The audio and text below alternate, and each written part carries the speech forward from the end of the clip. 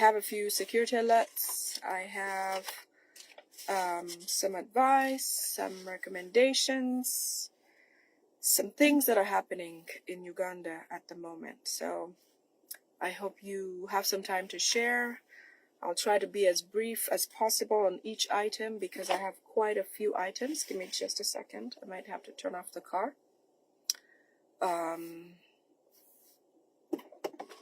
Okay. I don't know if the sound is in here, but I don't want anything to interrupt what we're doing right now. Can you hear me well?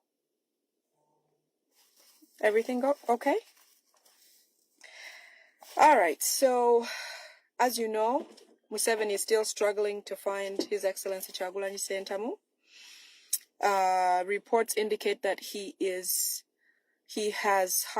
brought in a lot of equipment from countries to try to find him using technology or have experts who can track him, because he knows for sure that Bobi Wine is in Uganda. He believes that he has not left the country, despite arguments about him either being in or out of the country. He also suspects that he's in the American embassy, which is a place that he had planned to attack. Recently, I've put 2 posts where he vehemently says he's going to bomb the United States embassy in Uganda, in Kampala, because he suspects that Bobi Wine is being kept and held in that place. So leave that to him to try to cause some trouble, because he knows what will come if he attempts to attack the embassy. But Museveni believes the gun solves everything. But let's see how that goes. So that military equipment, or the equipments that have been brought to look for Bobi Wine, have been stored in Mbuya barracks, in the military barracks. Any of you who are familiar, it's around Kiswa Bugolobi area. That's where the barracks is located. So all of that equipment that is supposed to be searching for Bobi Wine or His Excellency Kyagulanyi are stored in that place.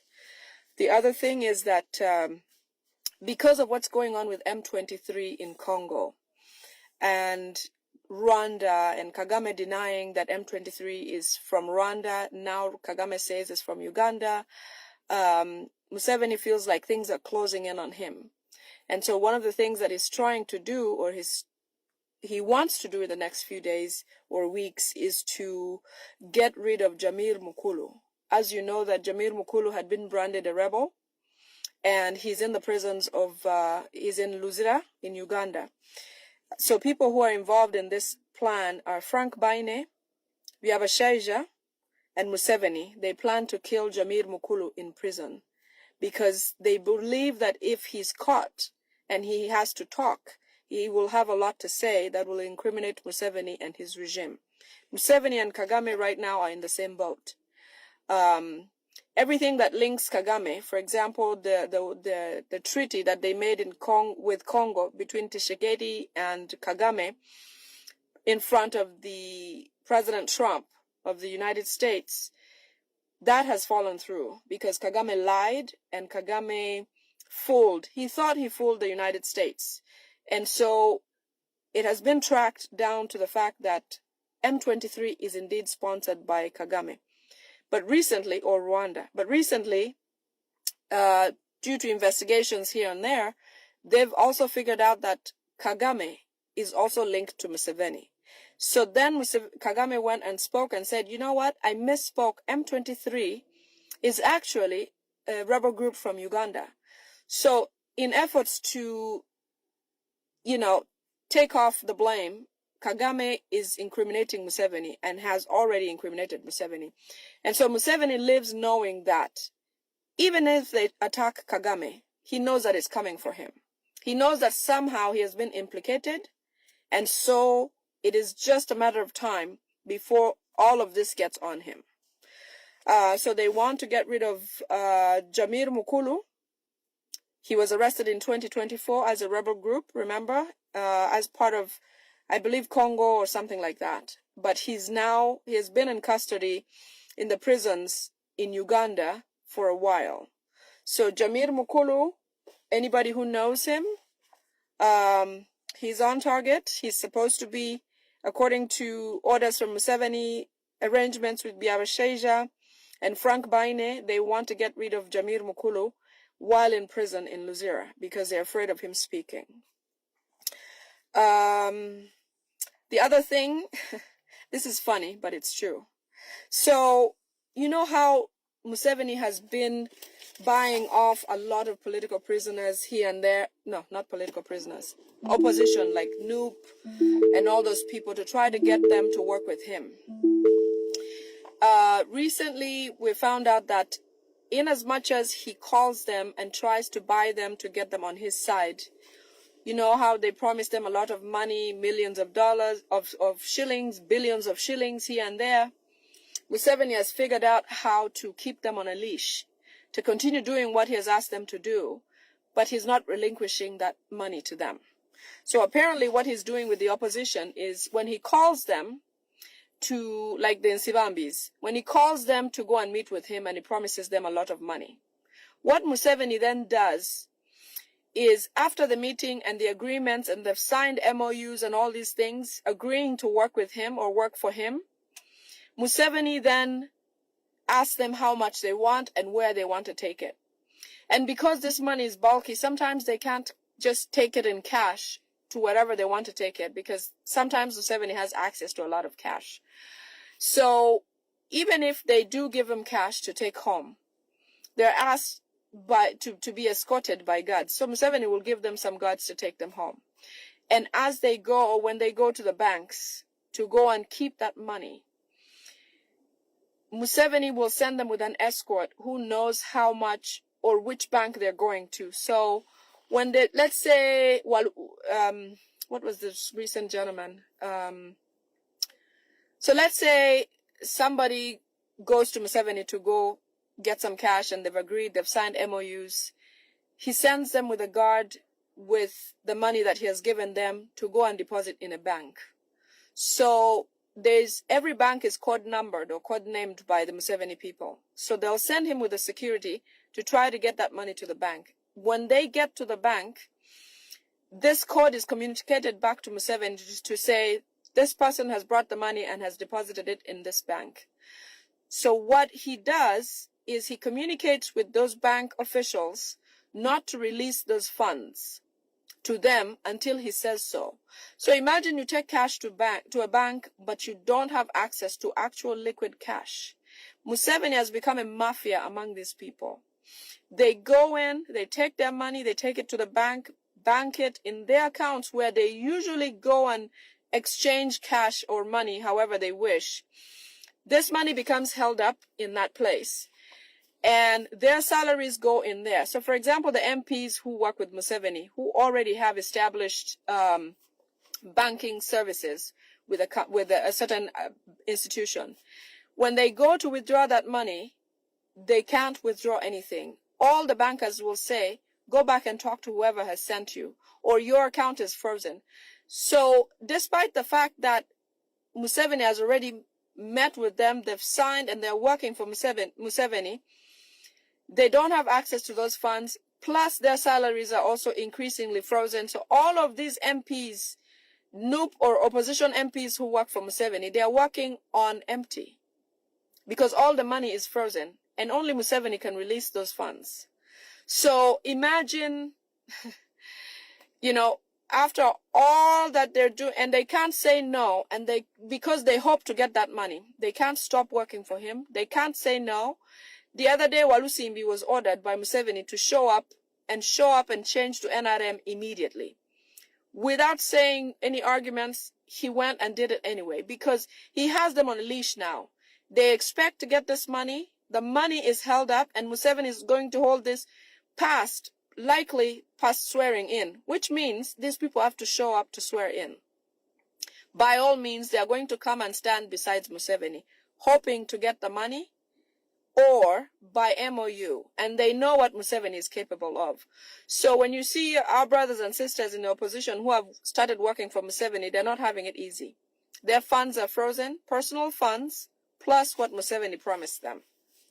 So, good luck to you people for being traitors, because we're in the same boat, basically. except you have allegiance to somebody who will not make you sleep. Okay? Next, ammunitions. Museveni is worried that something is going to attack him. He has been very concerned that as much as they're emphasizing Rwanda, Rwanda, Rwanda, he knows that he is next, or he's being lured by all these attempts on Kagame, but they really want him. So, like they say, when you beat a dog, you're looking for the owner. You're waiting for who is going to come and say, "Hey, I'm the owner of this dog." So basically, whatever they're doing to Kagame, Museveni knows that they're looking for him because he has all ties to everything Kagame is doing. Museveni is no different, and the world knows it already. So what Museveni has been doing, he has decided to move all ammunitions from Amras in Uganda, all the Amras where ammunition was stored, especially in the Nakasongola area. He has decided to move everything from those locations because he doesn't trust the UPDF anymore. He doesn't trust the army, even his SFCs, because he believes that anything could happen now. Anyone can be used. Anyone can try to distance themselves from him. Anyone can cause him trouble. So he has built a lot of houses, or bought some, around Kampala and within the cities. He has decided to empty all of the Amras and bring all of the ammunitions into those different homes. And he has taken SFC soldiers away from barracks and has plotted them in the neighborhood so that they can secure or watch over those ammunition. So in the last, I think, a day or so, this has come a little bit late on my part. So a few days ago, some people witnessed load shedding or power shut off along the Nakasongola highway coming from the barracks over there, because Museveni shut down power from 8 p.m. because he was moving weapons from the armories to the buildings where he wants to secure them. So many of you those who have lived in those areas, you can tell that there's been power shutoffs consistently from 8 p.m. until morning, purposely because he wants to, in the darkness, move those ammunition and weapons to new locations because he doesn't trust anyone. They've brought in a lot of military, obviously, from Rwanda because they know what's coming at them. And so they feel like they need to protect themselves with people who trust them or people who care about them. So a lot of those ammunitions have been moved into new homes. If you see new builds in your area or buildings, it is because they are trying to shift or move over their security or ammunitions because they believe once they're attacked, they need to have defense from people who care about them. So you will notice a lot of new people in the neighborhoods. They look different. They walk different. Those are SFCs who have been deployed to be around and protect and watch over those ammunitions because he's afraid that if the military turn on him, they'll use it on him. Okay. Next here, only top commanders actually know about those weapons, the ones that are being moved around, because he's preparing to spread a whole lot of the battalions away from the military barracks into local communities where he can control. Okay. Buganda region. This is a new one. So the Rwandese community has designated Buganda region as their gain. As you might know, you might have heard that in the place in Rwanda where the memorial or the memorial location where the genocide victims are inscribed on rocks and things like that, the tourist area where the people who go to visit people who suffered or lost their lives during the genocide in Rwanda, has an inscription where the Kagame people have linked the loss of lives during the genocide to Baganda in Uganda. Strangely so. You know very well that it's impossible that Ugandans went and attacked Rwandese during the Tutsi and Hutu war in Rwanda, which eventually brought Kagame into power. That 1994-1993 genocide. that was executed amongst themselves. But apparently in the inscription on the rock that is the foundation rock of the memoriam in that location, there is an inscription that says, these people, or in memory of those who lost their lives, and this war that was caused by the Baganda from Uganda. It is very strange. It is not true. But I understand that these Rwandese people, especially the ones that are causing a lot of instability in Rwanda, the Kagame people, are teaching their children or sharing with people of Rwandan descent, of those enemy descent, that the people that killed or caused the genocide in Rwanda were Ugandans and they were Baganda. That is not true. So in essence, they've poisoned some people's minds. And that's why you see when these Rwandese people are attacking or hitting or beating Ugandans, they do it mercilessly. Because they have that bad seed that was sown in them, saying that Ugandans or Baganda are the ones who killed them during the genocide. So be watchful of that. And so in essence, what they're resorting to do now, okay, is that they are trying to take back Buganda, to take away Buganda, to make it part of Rwandese gain. How are they doing that? Museveni has mobilized a lot of money from abroad to buy Buganda land. Therefore, any Muganda who is going to be able to sell land, and whatever price you ask, they are going to buy it off your hands.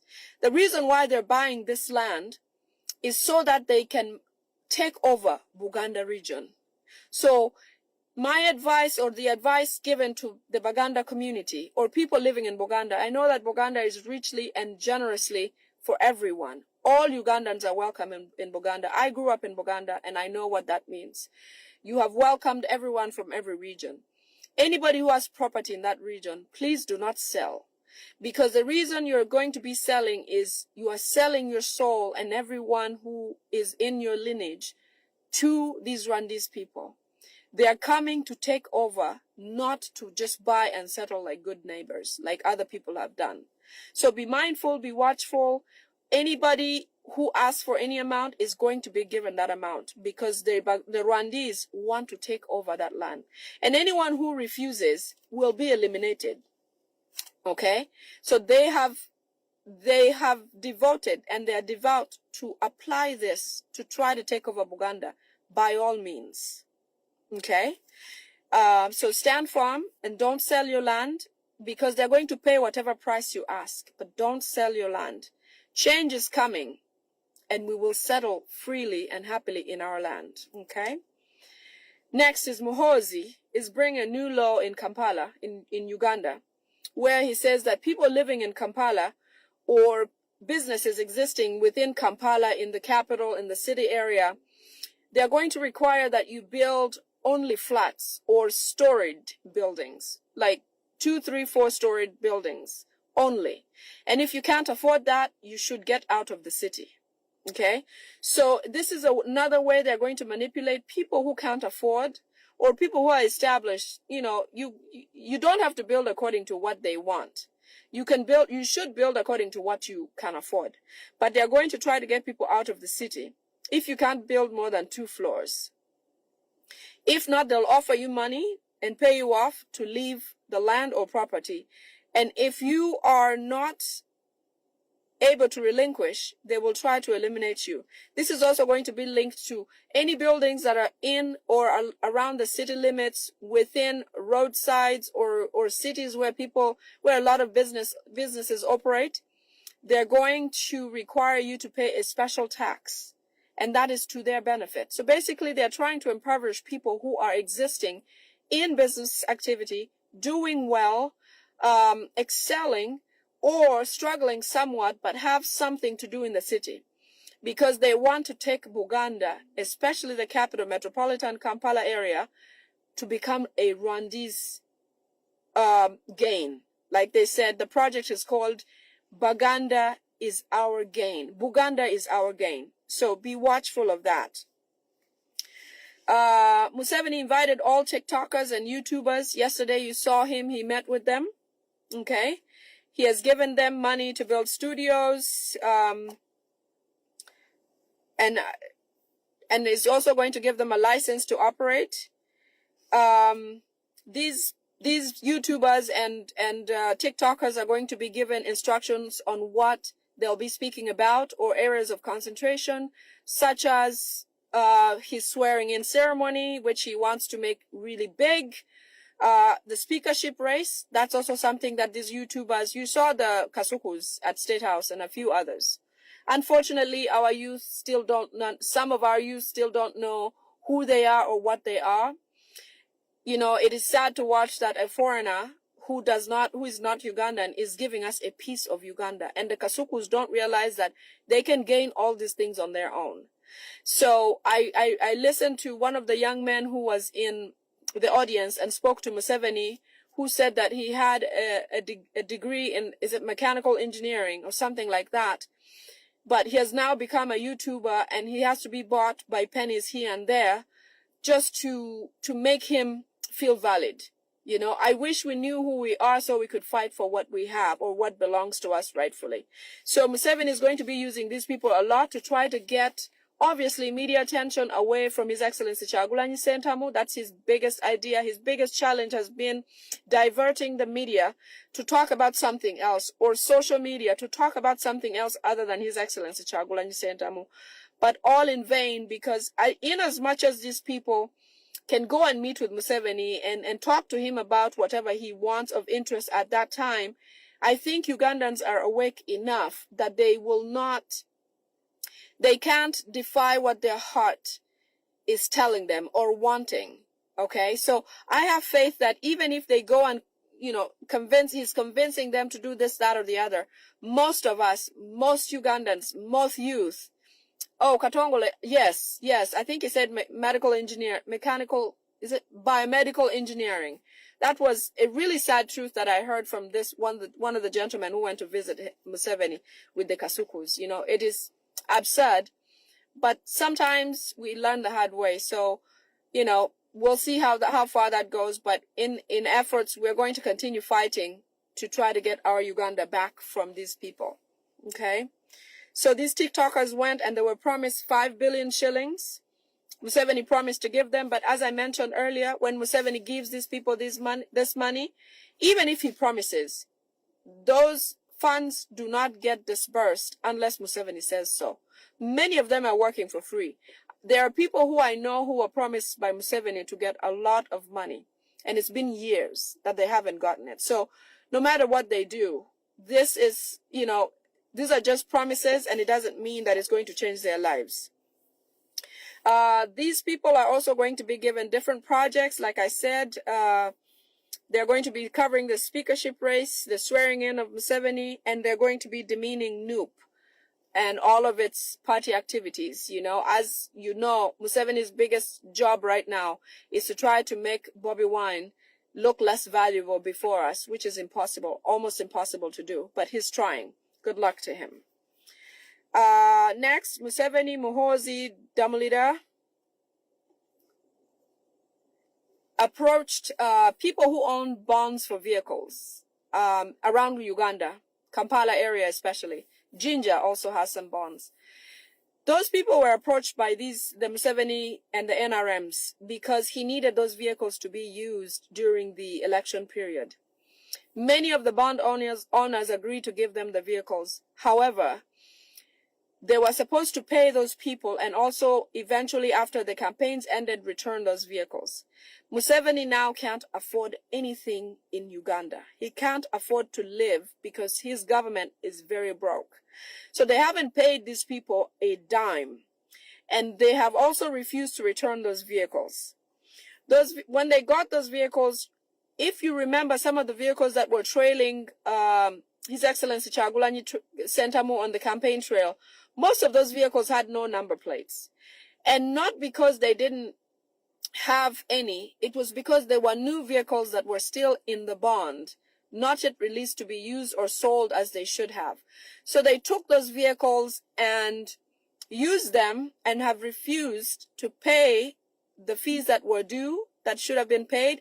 Plus, they've also refused to return the vehicles. So what he's now going to do, because the vehicles are still being used for patrol in the local communities,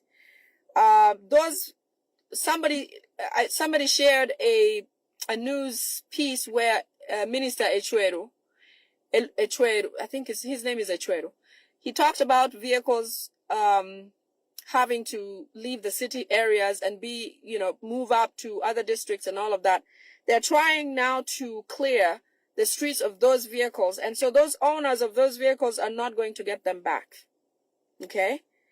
There are no solutions. They've tried to talk to Salim Saleh and everybody else to try to get that money back, but none of that is coming back to them.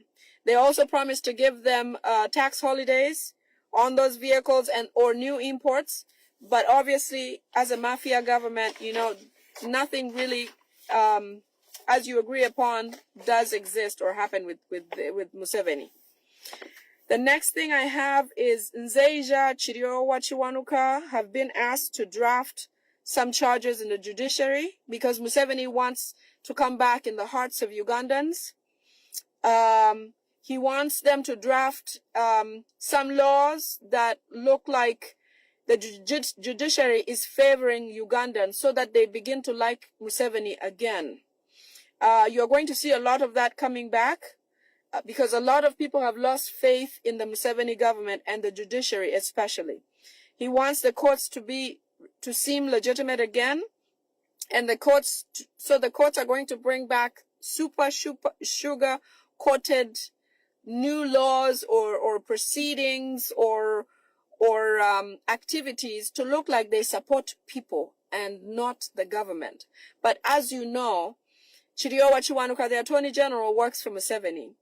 Nzeija, the Chief Justice, is Museveni's relative. He's also a Rwandese. He was sworn in on Museveni's compound, in his yard at home. So all of these attributes point to the fact that the judiciary, no matter what they change, are not in favor of Ugandans, and they've never been. There's nothing that Museveni does that is in favor of Ugandans as a people. Everything that he does is in favor of his Rwandese people and his existence. Nothing good for Ugandans. So my advice to you, when you see all these happening, just be careful, because it doesn't mean that it is happening for sure. It's not in favor of Ugandans at all. Okay? Oh, the big elephant in the room. Iran. The war in Iran has shaken Museveni more than anything else, if anything has ever shaken this man. Museveni knows that between him and Ayatollah, the former president of Iran, he was next in line. Ayatollah died, I believe, at about 86 years old.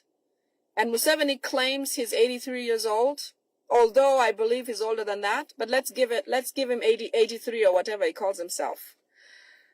When the attacks began on Iraq, Museveni was on the phone constantly trying to find out if for sure the supreme leader of Iran had been killed. He kept calling China and Putin to find out if it's true. And he thought that the war would last at least 6 months to a year so that it takes the media or attention away from him. Because as you know, Bobi Wine is in the EU, he's in the US, he's everywhere. He's on media, all kinds of media, international stage. It's all about His Excellency Kyagulanyi Ssentamu and sanctions and this, that, and the other. So Museveni was hoping that this war would last at least 6 months to a year. But to his surprise, China and Russia both confirmed that the supreme leader of Iran, had been killed in the strikes. So he was also disappointed that Russia and China did not swoop in to help, because he thought that since they all have a pact or have a relationship or similar way of ruling, that his two friends would come in, Russia and China, to try to rescue Iran. But that did not happen. So Museveni and his family, they regret heavily having not changed government or changed presidents, even if he could have given his something of a son or a different person, maybe Mao or whatever the case may be. They deeply regret having not changed governance, because they believe if they had changed the president of Uganda and they were still working underneath, things wouldn't be as bad as they are now. But it's too late, and Museveni knows his time is up and it's time to go.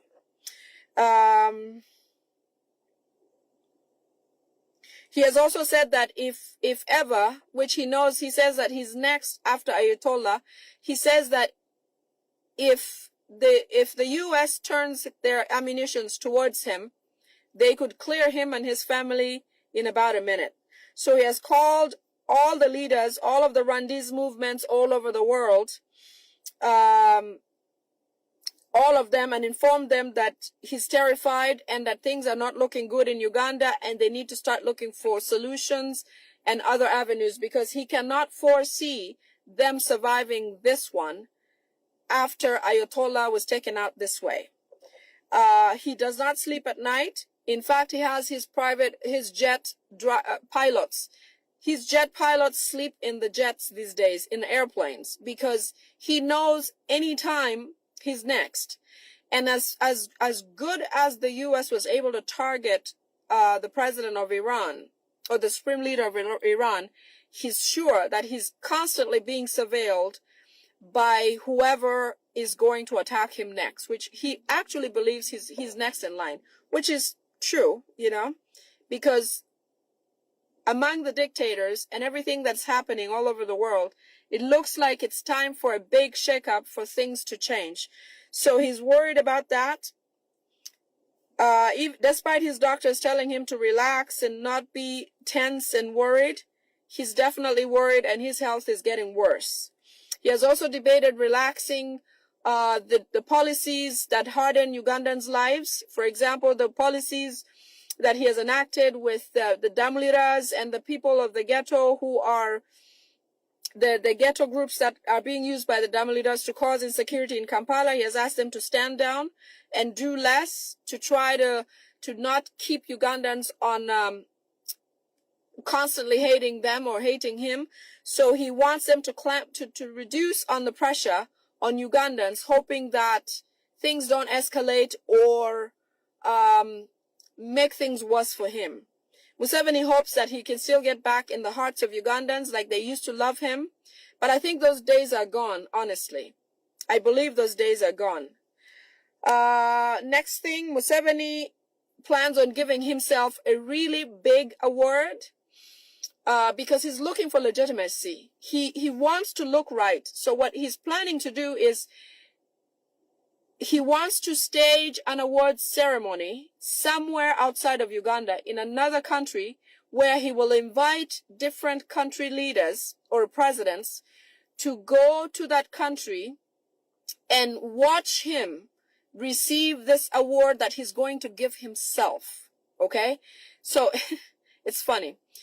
Museveni is going to get an awards ceremony together, organized by him, for him, given to him by somebody in a foreign country, because he wants a photo op, an opportunity where he will be awarded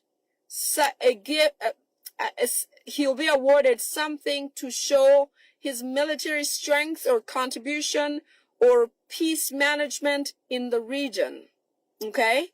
You know how the U.S. and other foreign countries used to celebrate Museveni so much for peacekeeping in Somalia, in the Central Africa, in Congo, and all these areas, not knowing that Museveni himself was the causer of all these atrocities.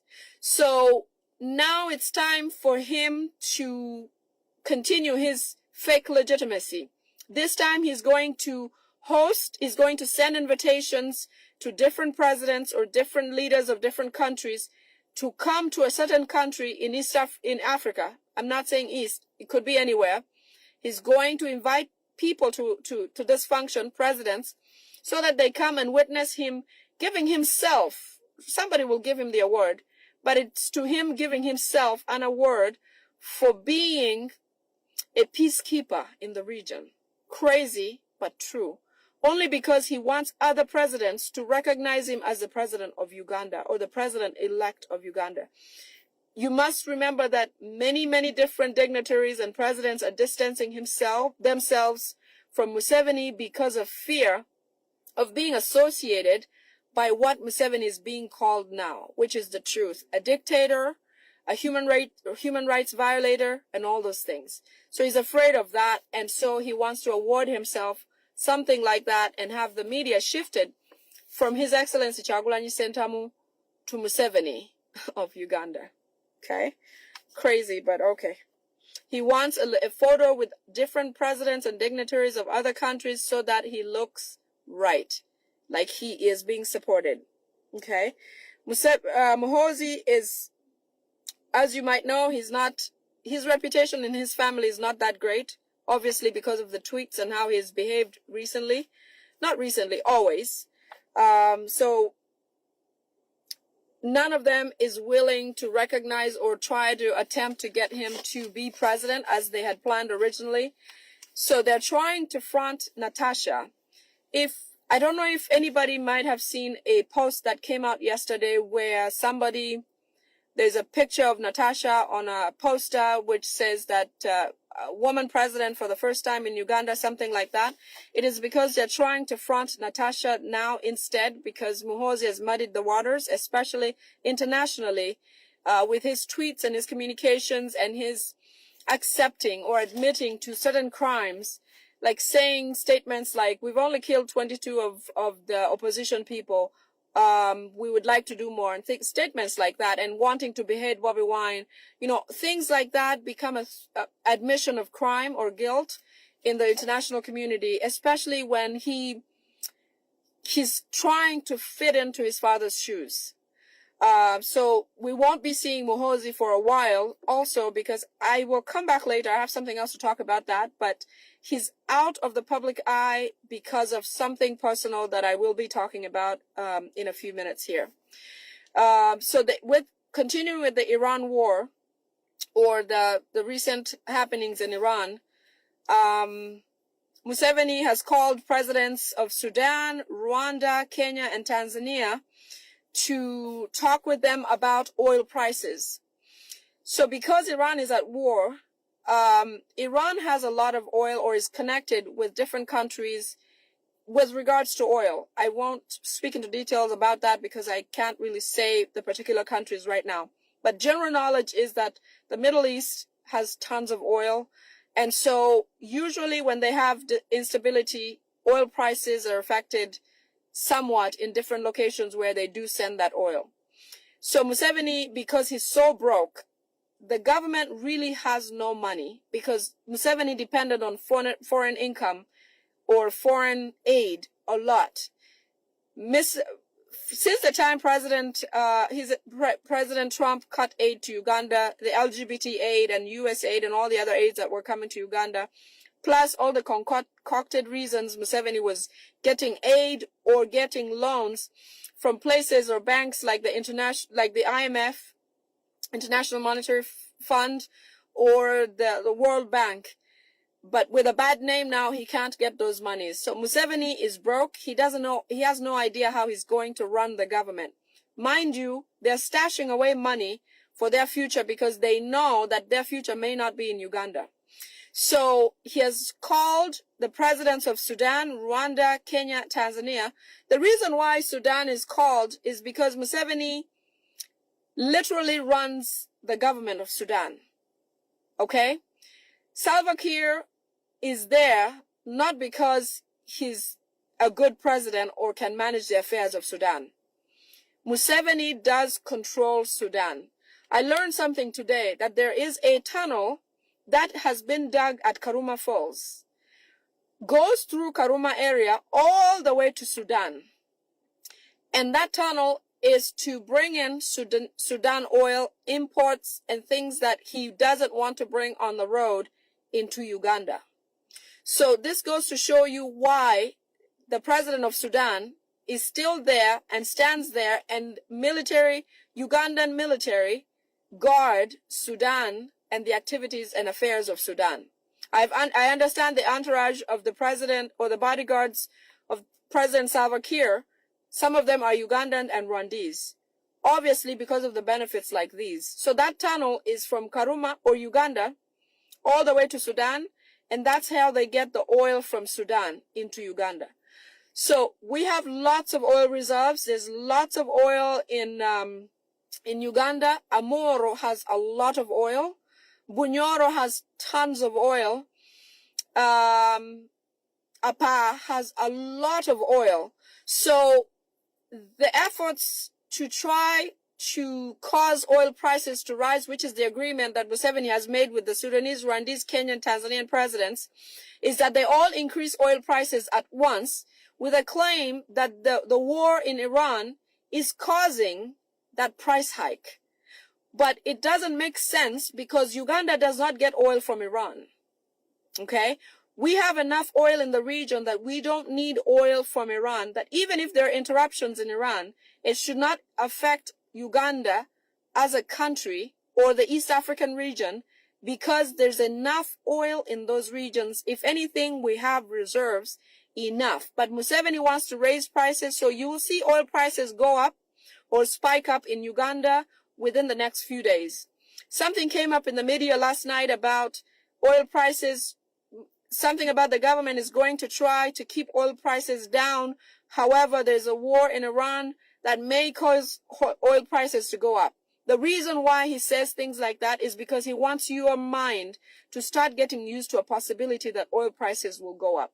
Despite the media saying that the government is going to try to keep it low, it is only preparing you for what's coming next, because they will put up prices for oil in all these countries, hoping to get and collect more money. Any way that Museveni can get money, he's doing it, including doing away with human beings in Uganda. He's not afraid to do that. Okay? So Ruto has agreed with him, and in the next few days, they will increase prices in lieu of the Iran war. My next discussion is about Anita Among, Speaker of Parliament. He is in the toughest place possible.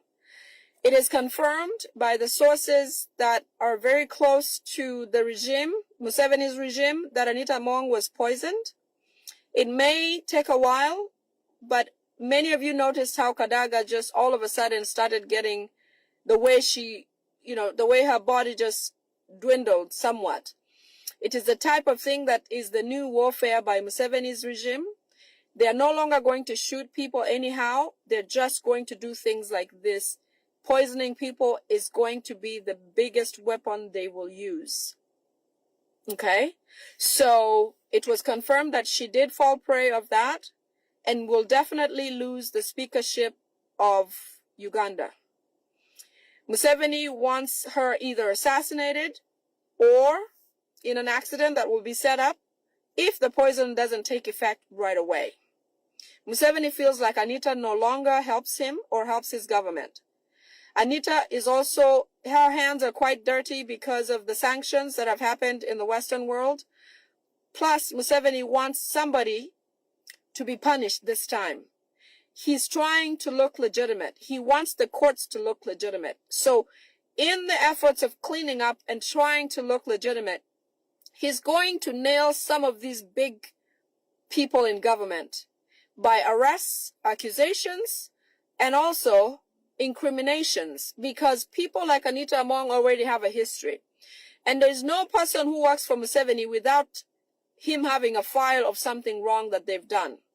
So I'm sure he dangles that file over Anita Among, as much as he wishes, until it's time for him to just clamp on her, and they'll have enough evidence to pull and get her all squared away. So Museveni, if Anita survives, she's not getting the speakership. He's going to eliminate her somehow, because if not her becoming a local Ugandan without a job or in prison, Museveni fears for people to start talking. So anyone that he has used, he's going to eliminate somehow. Just like he has eliminated the 2 leaders or 3 leaders of the M23 rebel group, which is his rebel group, he's also eliminating people from within. So Anita Among is a big target because he doesn't want them to talk. And also he's not going to have her as speaker because she makes a bad name for his government. She's not going to be respected. And so Museveni is done with her. Museveni has asked Chiriowa Chiwanuka, Attorney General, Karujire Kalimani, who is the lawyer, and also Bijirimana, who is the permanent secretary of the judiciaries. He has asked them to gather evidence on crimes committed by officials in high offices, which includes people like the Anita Among, some MPs, some ministers. Museveni is trying to look like he's cleaning up, so he wants to show the world. If not, he wants to show Ugandans that he's trying to clean up, the bad characters that are in his government. So he has asked these people to gather files that pertain to people like the Anita Amongs or MPs who have taken bribe, anybody who is seen as doing harm to the public eye, so that he can arrest them and make a good name. He would like to see if Anita survives, that she gets imprisoned. I'm telling you this not because I have anything against Anita Among as a person. I don't.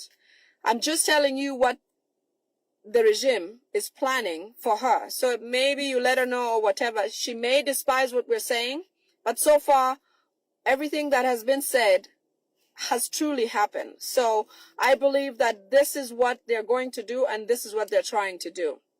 Okay.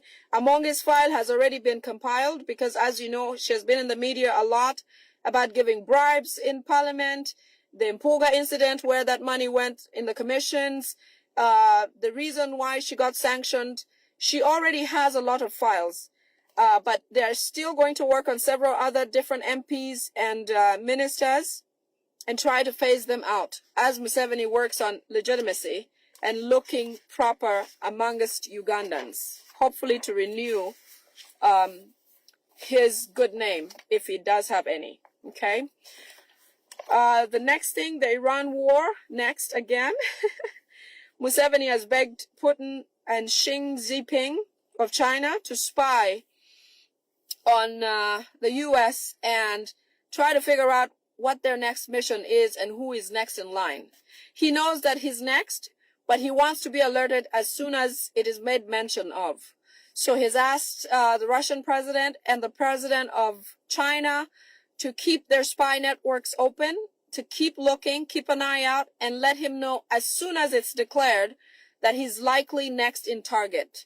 So he's been begging them. He calls them almost every day to find out what next and what's next. If Trump is going to come for him. Okay? So the fear is at high gear, as you can imagine, being who he is and with everything that he has done. So you did see about the youth, the Kasuku visits with all of them at the State House with the president, with Museveni. Kasuku called Natasha privately. They are now on a personal basis, to try to get Natasha's name into the public eye as a potential next president of Uganda.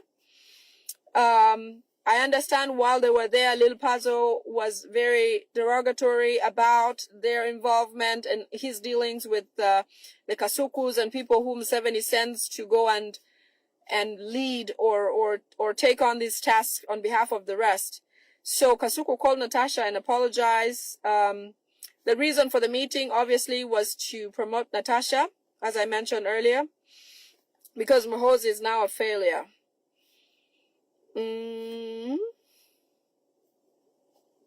Okay. The other thing that I've learned from credible sources is that Kasuku has been using poison in the microphones when he hosts people on his media or on his YouTube or whatever he does. An example has been said that Tamale Mirundi was one of those victims of Kasuku's influence. You can look at, if you look back on how fast Tamale Mirundi's life just dwindled, he did believe he was poisoned, which was true. But then on and on, it went on for a while, and he got worse and worse. But Kasuku managed to maintain Tamale Mirundi on the media and on his media sources. So it is said that he was an example and several others, and he was used effectively to get other people, you know, to lose their lives or consume poison through the microphone. So a lot of these people that have worked with him who have had their health deteriorate, you know, it has been linked to him. It also explains why Kasuku is quite wealthy for somebody who does YouTube or with a very menial social media job. I understand he's a very wealthy man as a person, and it does help explain what this means or why this is coming up this way. So he is on a personal basis with Natasha. They're in touch often. And so when you see Kasuku and his influences, he has some big names behind him. So just be mindful if you ever have to be there or have to go on with him. If you're in the Noop or opposition, just be mindful that he is one of the state agents that has been poisoning people using microphones. My next point is on Muhoozi's disappearance. This one's funny. Somebody contacted me and said, please make sure you speak about this. Okay. I'm going to talk about something that is very hard to hear. That is, I have to explain it. You can take it or leave it, but it is actually true. So, Muhoozi has disappeared from the social media eye recently. He's not tweeting. He's not in the public eye. He's not abroad. He's in Uganda. But listen to this. You know when I told you about the witchcraft that these people go and do in Magere at Bobi Wine's home, Muhoozi and his father have been going there with witch doctors to go and perform certain witchcraft activities and this and that. And so they went recently, maybe 2 weeks ago, and Muhoozi did not follow the instructions that he was given. He was told to go and do something with the stream of water that is along on the land of His Excellency Kyagulanyi Ssentamu, because they believe in witchcraft. In fact, I understand in State House, they are always performing witchcraft. Always. The reason they want Bobi Wine is so that they can get him and do some things with him, to get what Bobi Wine has in him and put it in Muhoozi or on Muhoozi, whatever the case might be. So Katongole. Yes, that's true. So anyways, Muhoozi was asked, as you know, he's a big-headed type of human being. He was asked to go and perform certain activities on the stream at Magere, on Kyagulanyi's land, where his home, His Excellency Kyagulanyi's home.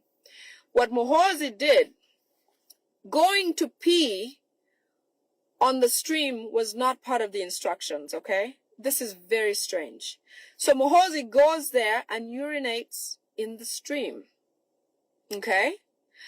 And so because he did that, he backfired. Things backfired on him. Whatever the results were that they expected did not come out that way because he messed things up. Okay? So what Muhoozi went and did there was to go and pee in the stream of water, which was not part of the plan.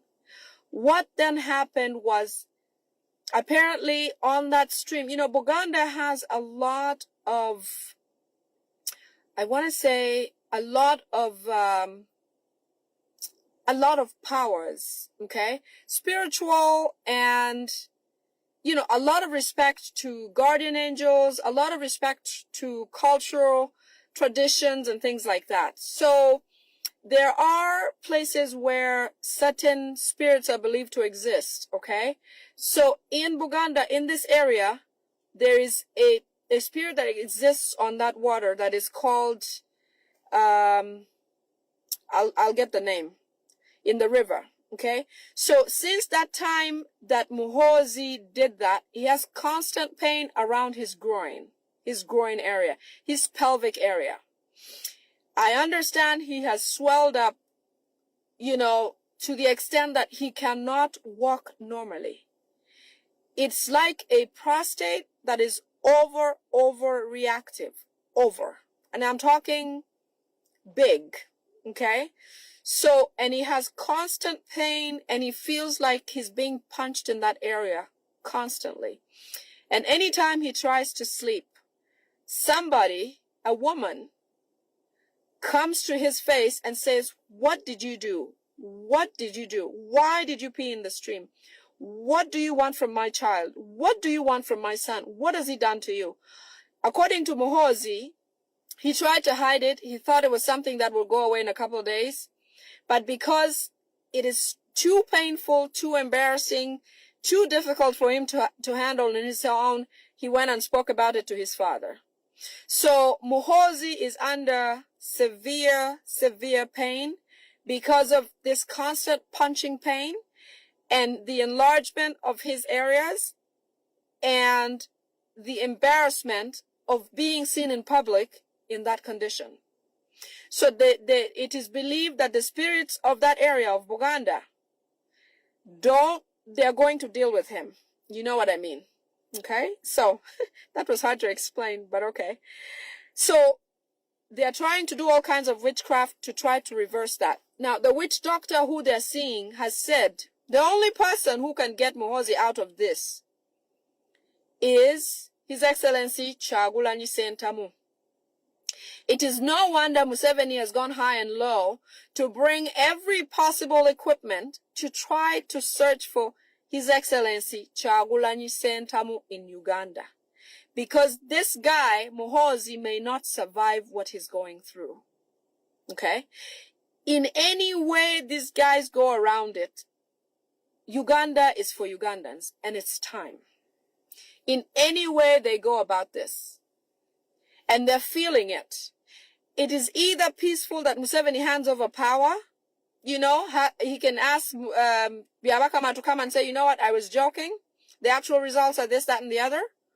Or somehow the heavens are opening up to push these people out of Uganda by force. Can you imagine that something like this could possibly happen to Muhoozi, to cause that man and all his pride and all his spoiled being to ever calm down and feel worn? You know that by now Muhoozi would have been tweeting left and right about M23. M23 came and went. M23 the commanders have been dead and so on. No voice from Muhoozi. Iran, no voice from Muhoozi. He would have come out and tried at least to show President Trump that he's the big man. Nope. He is nursing something that they have never seen before. And this could potentially take Muhoozi. This is the reason why they're fronting Natasha as the president to take over from Museveni. But in all efforts, nature is cleaning Uganda. Uganda is going through a cleanse. Many of you will remember that 40 years is remarkable since the Bible days for some reason. And Museveni is at 40 years. They say 40 days of a thief, 40 years of fasting, of major changes in the Bible days. Jesus fasted for 40 days. There's 40 days around the Israelites going around so 40 days has come around, and it has come around for Uganda. Somehow, Mother Nature, the mother of Uganda, is cleaning up Uganda for us. So, we celebrate whatever is happening to you, Muhoozi. We wish you not well, okay? But karma happens that way. You do so many things to people for so long. Ugandans have cried.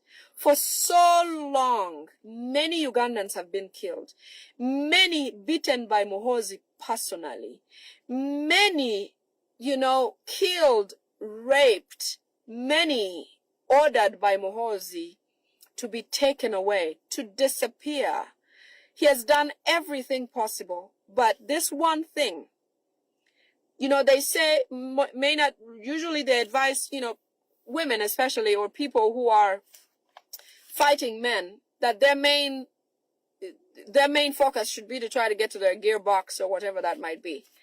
This one has climbed onto him without him even struggling or trying. So while he nurses that, and good luck to that, because only Kyagulanyi Ssentamu can bring him out of that predicament. And Kyagulanyi Ssentamu is not available to them. It is possible that this will take Muhoozi, and hopefully it does, because somehow they will have to go. The owner of the river is called Nachiga. Okay? Nachiga is the spirit that owns the river where Muhoozi urinated and caused his shock absorbers to swell up. And that might end his life. So that's about it for Muhoozi. The next thing is, there was a bus that burned a few days ago. But a few days, maybe a week ago, I spoke about that one of the targets that Museveni is going to try to use is burning people or burning buses, because, like I said, they're involved in witchcraft way too much. And often they're asked for prizes that they can't afford. And so they go on to find avenues to satisfy those people or those evil spirits or witch doctors or whatever the case might be. And the other thing is Museveni wants to create instability in Uganda. Somehow, I talked about him trying to bomb the United States Embassy in Kampala, thinking that His Excellency Kyagulanyi Ssentamu is being held in there. But in the meantime, he's still planning on causing a whole lot more insecurity within Uganda, including burning buses. These buses are going to be buses that are traveling between borders, between Uganda and Congo, or Uganda, Sudan, or Rwanda. Remember, he doesn't really care about other individuals. Museveni only cares about the Rwandese people and his Rwandese people. So not even entire Rwandese people. There's a gentleman from Rwanda, I think his name is Badman or somebody. He started speaking out about the atrocities of Kagame in Rwanda. Just to show you how divided a country they are also, despite Rwanda being painted one of the most peaceful the last few years. Many people had believed that it was the case, but no. Kagame has been branded one of the terrorists in East Africa. And that obviously leads you to Museveni, and he knows that. So next here, Museveni is going to put 5 billion shillings into circles of the youth and TikTokers led by Kasuku. I wish that Ugandan youth like these people can believe in themselves and believe in their abilities to make life for themselves. These things, the SACCOs issue has gone on for so long, but I don't believe any of these programs are meant to develop a Ugandan per se. Even if they mention the SACCOs and the 5 billion shillings that's going to be put in there, I don't believe that it's going to benefit you as much. So as a youth, those involved with the Kasukus and all of them, try to think beyond the means of somebody giving you. Because really what you are doing is you are going to Museveni to give you a piece of Uganda, which is your own. You are Uganda. You own Uganda. But you're going to a foreigner, a refugee, to give you a piece of your country. It's despicable. It's absurd. And I know that's where they've gotten us to be. But find your strength. Find who you are.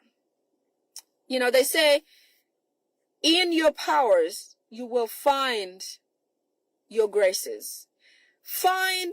Know who you are. Because who you are will serve you. Okay? There's no need for you to go and get crumbs from Museveni with promises of this, that, and the other, instead of fighting for a free Uganda that will serve you as your motherland. Museveni doesn't care for Ugandans, and he has never cared for Uganda. Everything that he does to destroy or weaken Ugandans is a government policy, is a policy enacted by him and his people. So have faith in Uganda. Let's fight. Let's keep fighting. I believe more than ever that we are going to break free from these Rwandese people. As I go on, you will see that what I'm saying is true. So the TikTokers were given all this money, but as I mentioned earlier, they're giving you, he promises this money. He utters matters about this money, but this money gets tied up. All those people who are promised money, especially in the opposition, the Walusimbis, that cash has never been released. There's a hold in the bank where they've put that money, and they will not get that money released unless Museveni says so. So how about you try other ways, okay? Like fighting for Uganda for a change, so we can all get free from these people. Museveni is very scared, obviously, after the Ayatollah is gone, after the killing of the supreme leader of Iran. Museveni is still very, very afraid. He's waiting on the Commonwealth resolution that was submitted by the international lawyer of His Excellency Chagulanyi Sentamu, Robert Amsterdam. He posted something on X, which I shared on my page. They have submitted a resolution to the Commonwealth. Remember, Uganda is part of the Commonwealth. So if there be any sanctions, directly links all Commonwealth countries to also apply those sanctions against Museveni and whoever is sanctioned from Uganda. So that's coming down the pipeline. He's also waiting for the sanctions from the European Union, because that is in the works as well. Reports are being submitted. Reports are being reviewed. Sooner than later, there will be a reaction from that. He's also afraid, obviously, of being the next after the Iranian president was killed, the Iranian supreme leader. So all of that, he's very scared. He knows it's coming for him. Like I said, I have never been more hopeful for change in Uganda like I am now. I'm very, very hopeful. I know it's coming down. My battery is going low. I am going to switch phones, so I will see you in a few minutes.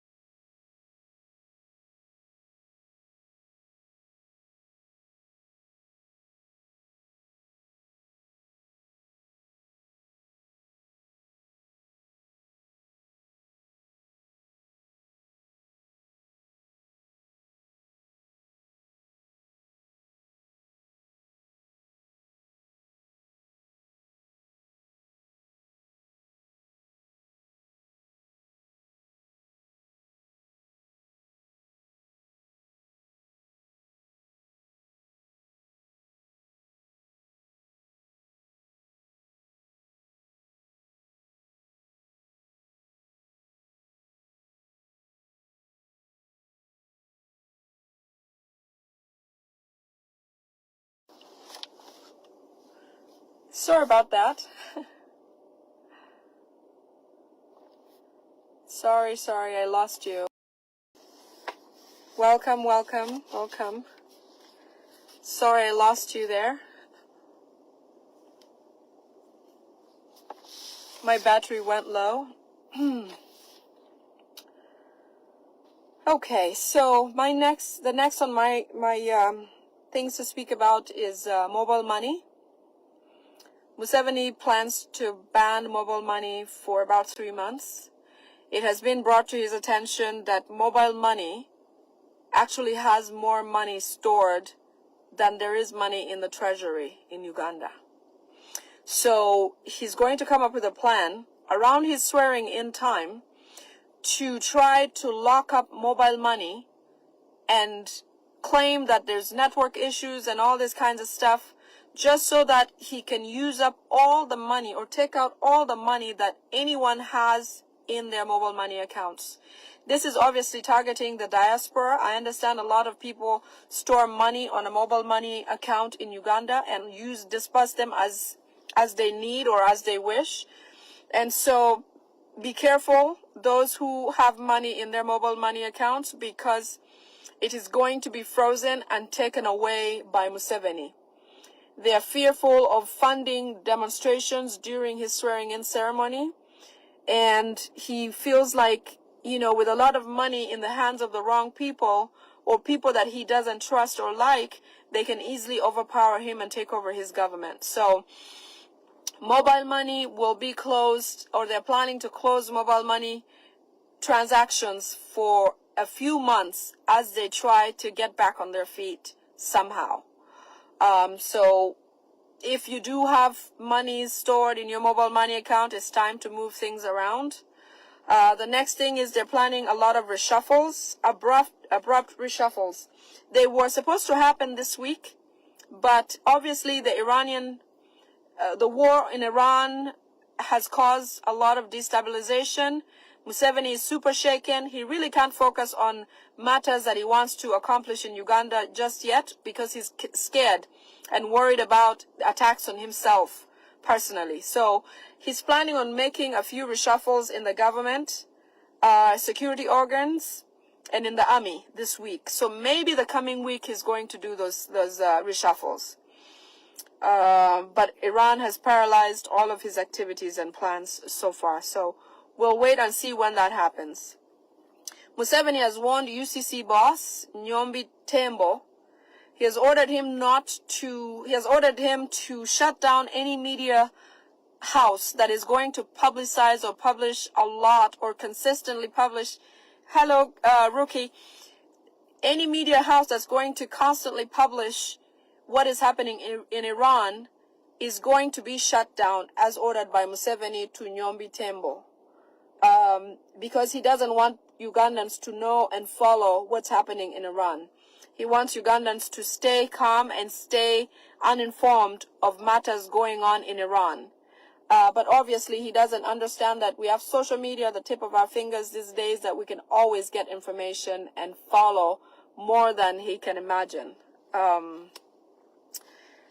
There's a new public relations order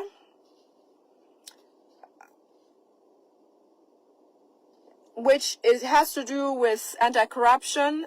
Like I said, Museveni is trying to clean up his name in the public eye and also internationally by this time trying to capture or catch all the criminals for crimes like corruption. So the anti-corruption courts are going to be very, very vigilant and more active than usual. Even the police that are going to be working on the roadside, so if they do they're going to stage activities such as trying to bribe certain policemen or people in public works or services, just for mere fact that he wants them captured in the public eye, in the media, so that he can use them to somebody's sharing. Yes, Eve. So that he can use them as examples of his efforts to try to curb or capture corruption amongst Ugandans, especially those working in public service. So there is a public relations order that he has passed, and he wants anybody who is caught doing anything that is corrupt to be arrested, including those in the police, the army, the ministry, traffic police, local government, anybody that will be caught. And they're going to stage a lot of these occurrences just so that he can be seen catching them, or so that people realize that, okay, he's now working or he's doing something about this corruption that is eating up every public service or public office. Yes, I saw somebody mention something about Iran. So apparently Museveni has a lot of businesses in Iran. He has some hotels in Iran, and he has done a lot of public military dealings with Iran, such as purchasing ammunitions. He also has taken some loans from the late Supreme Leader of Iran. So he has mixed reactions about being happy, about being free from paying those loans back, but also he's now worried that his ally is no more. So he does have a lot of money stashed in Iran. He does have some hotels in Iran. That's why there's some Ugandans who are working there. Thank you, Tinda. He does have steelworks companies and where they do make steel in Iran that are his, that are Museveni's personal businesses. So the war definitely has destabilized his income source from Iran and also his ammunition source, but most so his ally. That, he was hoping when things came down to getting him, he would be able to defend himself or have his friends like China, Russia, and Iran defend him. So that's a big worry that he has. Museveni has sent, so during the M23 raid where they killed the executives of M23, the leader, Willie, and then the guy who, the other leader that was killed over there, and the one who was in Uganda and in Zambia, who actually the Museveni people managed to clear.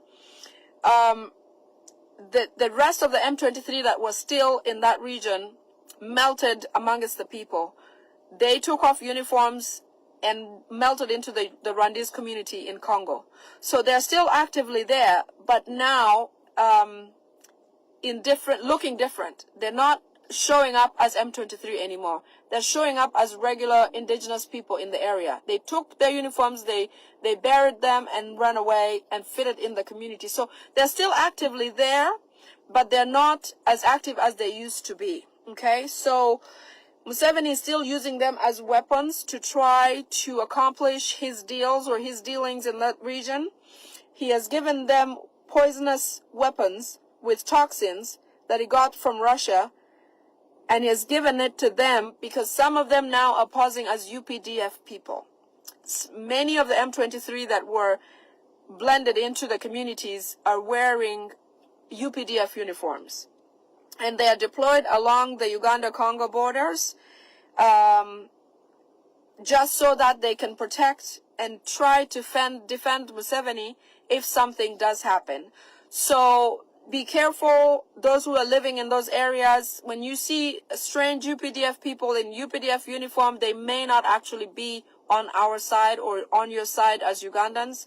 They are now M23 but wearing UPDF uniforms.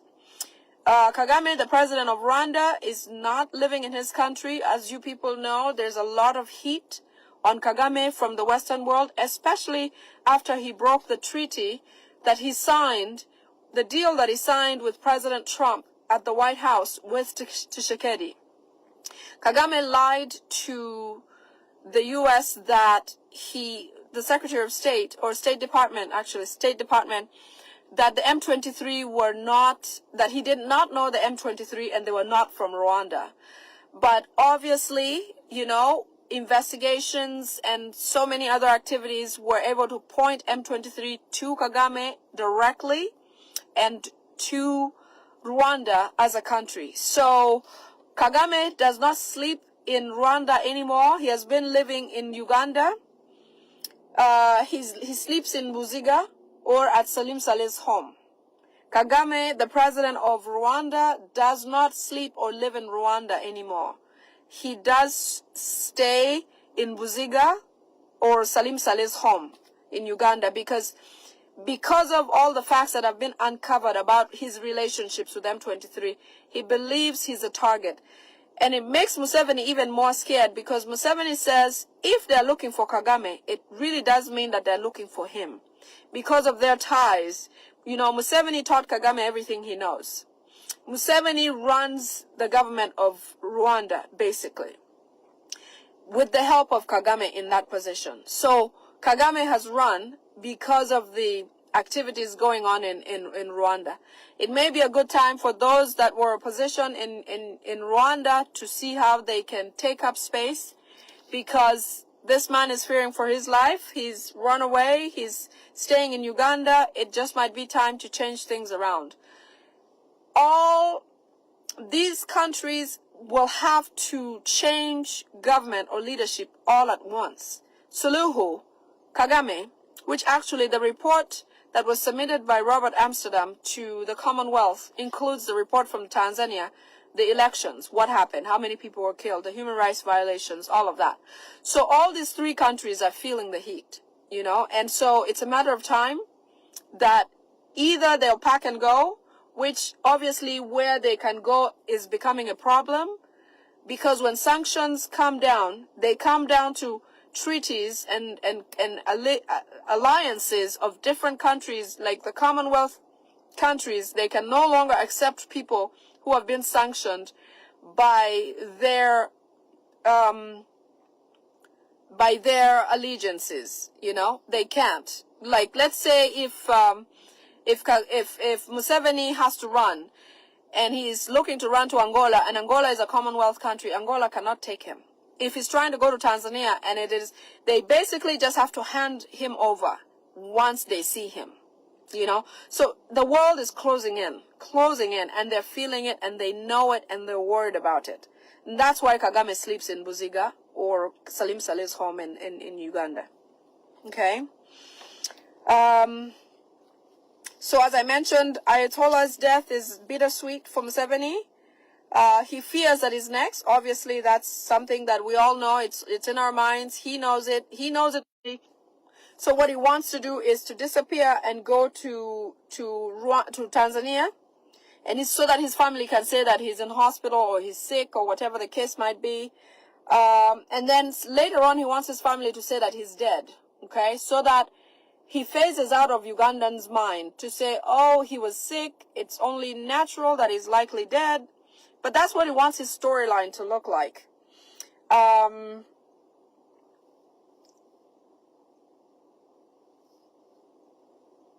He says that Ayatollah's was his old, yeah. So he says that he wants to disappear and have his family say that he's hospitalized, he's very sick. Then eventually he wants them to say, oh, Museveni is dead. He wants them to prepare a funeral and commence with every activity like it should be when somebody dies, so that he just goes away and disappears and goes to Tanzania and, you know, becomes whatever he wants to become. He's trying to survive sanctions or being killed like Ayatollah, the president or the supreme leader of Iran. That's what he's trying to do. He's very scared. His whole family is. He says that since the supreme leader of Iran was older than him, it means that he is next. And Natasha, his family is all scared. Everyone they're trying to stay together and stick together. In fact, Natasha has said she's no longer going to preach or go to church to preach. She's going to try to do this online. So if you see that they're not in the public eye, or like she's starting to preach online, it's because they're afraid that they can get picked up or could get hit from any angle.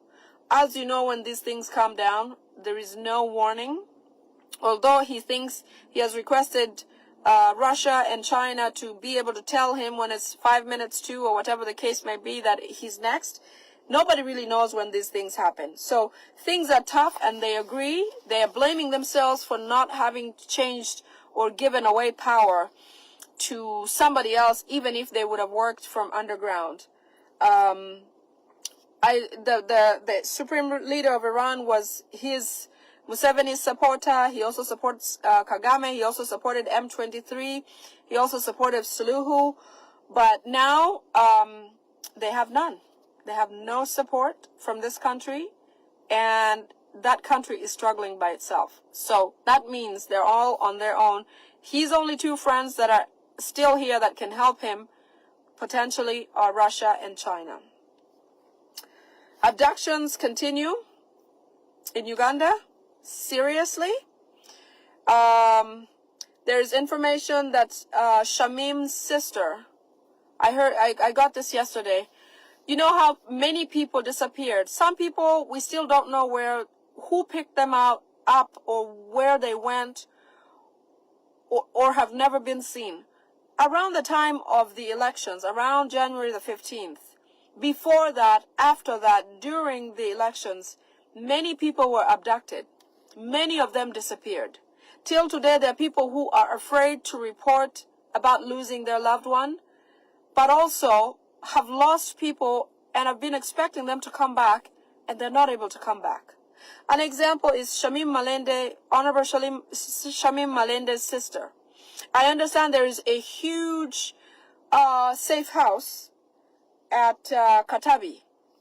It is an SFC torture chamber in Katabi, where, for example, Aisha Malende, who is the sister of Honorable Member of Parliament Shamim Malende of Kampala, her sister has been there since before the elections.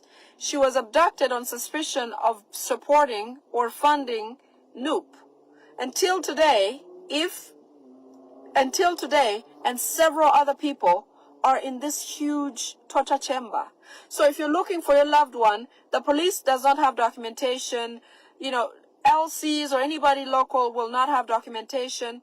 The places like these is where they're hiding these people. They're still torturing them. They're still abusing them. So anybody who is looking for Miss Aisha Malende, she is at Katabi SFC torture chambers, unfortunately. It's so sad.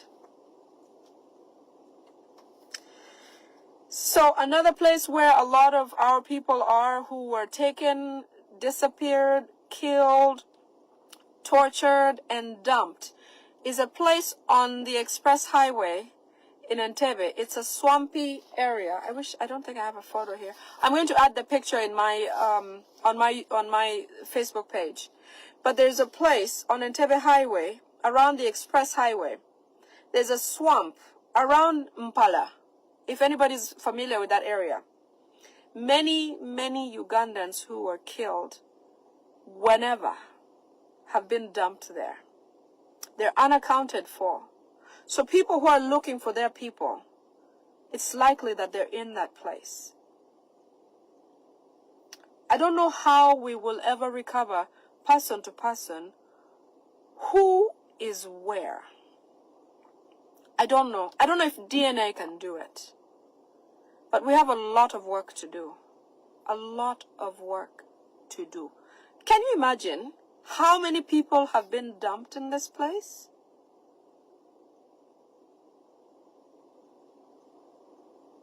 Anybody who is killed from anywhere is dumped around Mbala in the swamp. I got other information about a place in Kasese where square miles of land that is now owned by Mbadi, General Mbadi. Square miles of land where people who used to own that land were all killed and buried on that land. Somebody has a video that is showing that, for example. So there's so many people who are missing, business owners who just disappeared, went away, never heard from, don't know where they are. They're probably buried in mass graves somewhere. Auma knows where the swamp is. It's crazy how these people are treating us. Thousands are dumped in Mpala, in the swamp.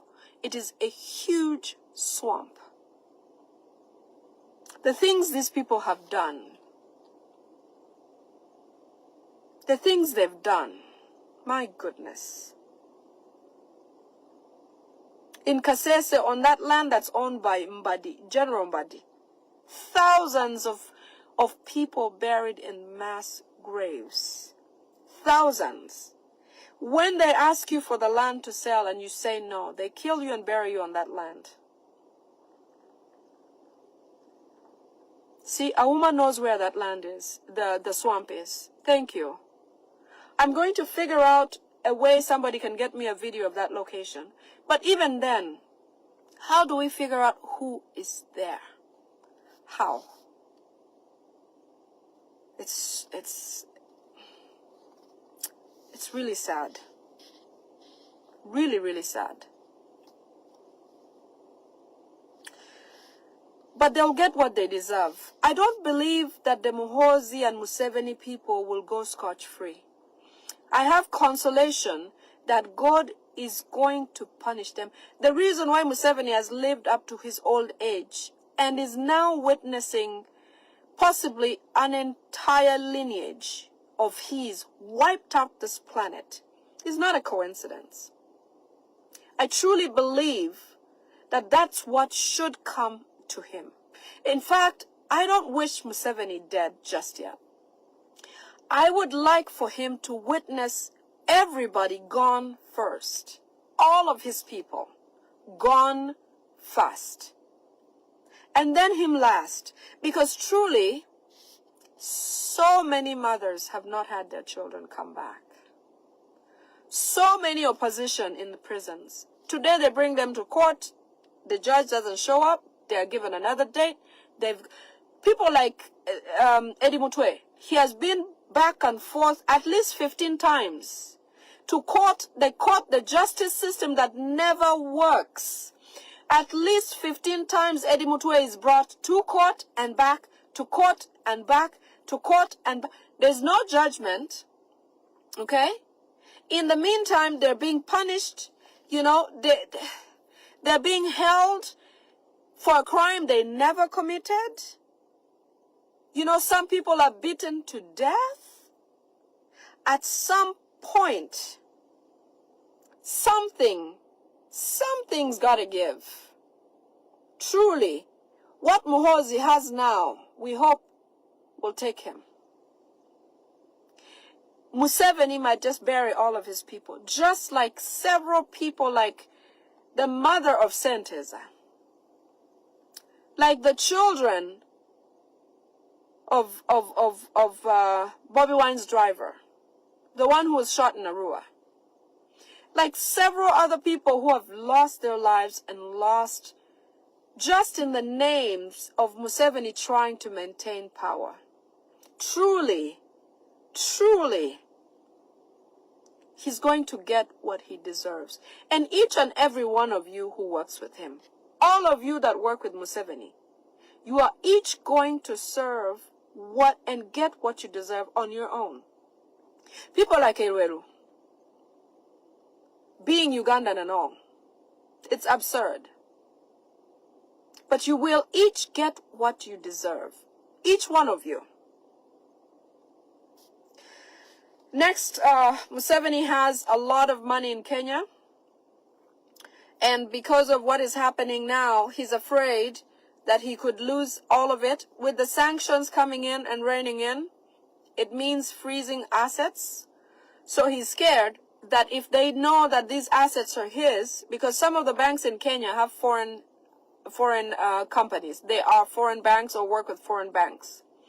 So because a lot of this money is in his name, yes, Alan, Chibalama's family, those children, oh my goodness.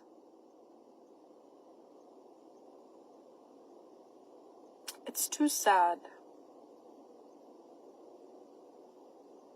But we fight on and we lead on. And we won't stop. We won't stop until it's done. We won't. So anyways, he has a lot of money in Kenya. And he has spoken with President Ruto. And they've agreed that Ruto's daughter, have all Museveni's funds transferred to her name. So all Museveni's assets and money in Kenya is going to be under Ruto's daughter's name. We don't have the names yet, but we will get what the name is and share it so that we're vigilant on that. And Museveni is trying to exit Uganda. In the next few days, he's going to try to get his cows to Tanzania. He's trying to use either helicopters or big trucks to move his cattle out of Uganda. he knows that something is coming at him. So we're very, very positive that somehow they're going to be driven out, either by liking or not. So you are going to see a lot of fleets of Fusos leaving Uganda, going into Tanzania, because it's trying to start transferring his assets. After that, he plans to have a coup d'etat. This is very high security information. Museveni is planning, with a few of his top officials, to start a coup d'etat, so that when he takes his cows and transfers all of his assets to Tanzania, it is going to seem like the Singapore event where Obote went to Singapore and the generals were like, okay, now that you're out there, you're not coming back. Idi Amin took over. Something like that. So in the next few days, he's going to be transferring his cows. As you know, these Bachwezi cows are an asset to them, even though they stole those cows because they came with nothing. And all of a sudden, Ugandans lost all their cattle, and all of a sudden, the Rwandese have all this cattle. So he's going to start transferring his cattle out of Uganda into Tanzania, to the land where he has his city or whatever. Yes, his cattle will not save him. Once he's done transferring that, there's high security intelligence that they want, people like Okiding want to set up a coup d'etat where they'll say, okay, Museveni, now that you're going to Tanzania, stay, don't come back. The government is taking over power, the military is taking over power and all of that.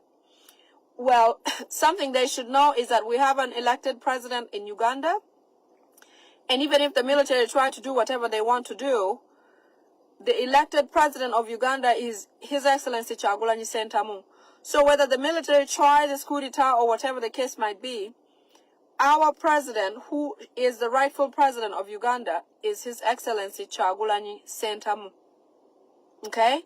So after transferring his cows, he's going to set up a coup d'etat. People like the Okidings know about it. They're likely the ones going to order this coup d'etat. A few other military high powers or executives are in this. They're informed and ready to act once Museveni has gone to Tanzania, or when he goes there and says that he's sick or dead or whatever the case might be. But that's how Museveni plans an exit, because he knows that he's going to get hit, and State House will get hit to try to get him. Okay? So I think that's all I have for today. It's been quite a bit. I've been away. Some things came up, but I plan on being more regular again.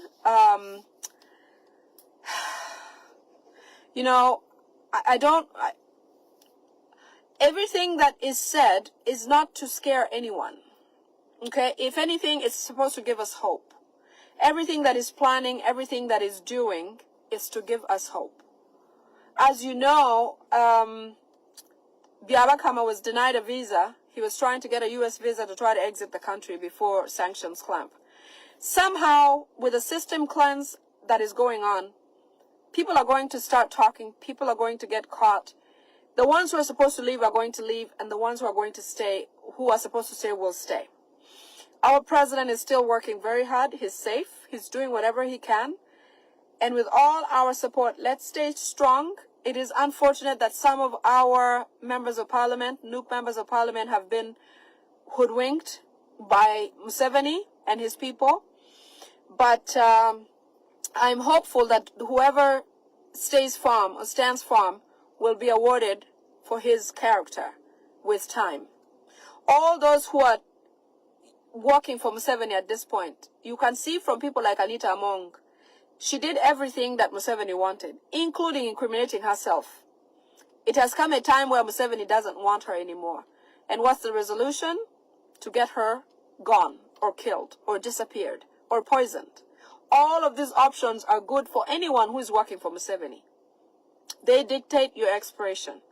So whether you choose to do it now or you do it later, everything is going to fall into place like it should, as it should, including what's happening to them personally.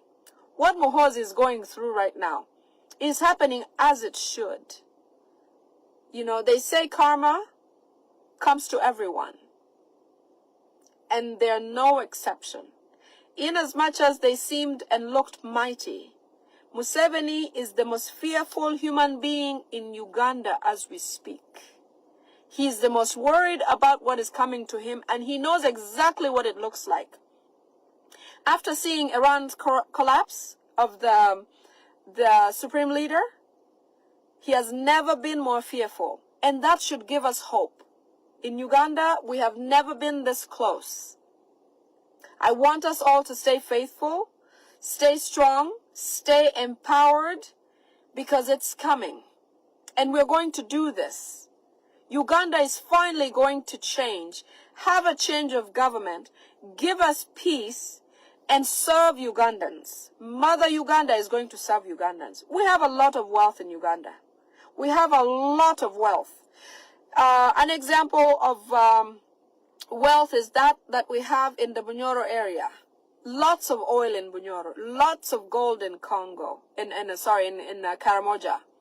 You know, even if it's as simple as fish in different lakes. Some of the uniquest fish in the world is in Uganda. You know, the source of the Nile is in Uganda. We have a gem, and that's why these people want it. But it's time for us to take back Uganda, take back our country, enjoy Uganda. So I want you all to stay hopeful and keep working. Whatever you are doing, wherever you are, keep doing it. I won't stop. I'm with you. I want change for everyone. I want change for Uganda. I want peace in Uganda. I want us to enjoy a country also. Yes, Tinda, he's being punished by God. That is true. So I love you and leave you. I'll see you all tomorrow. Okay? Have a great rest of your morning, evening, afternoon, wherever you are. Lots of love. Thank you.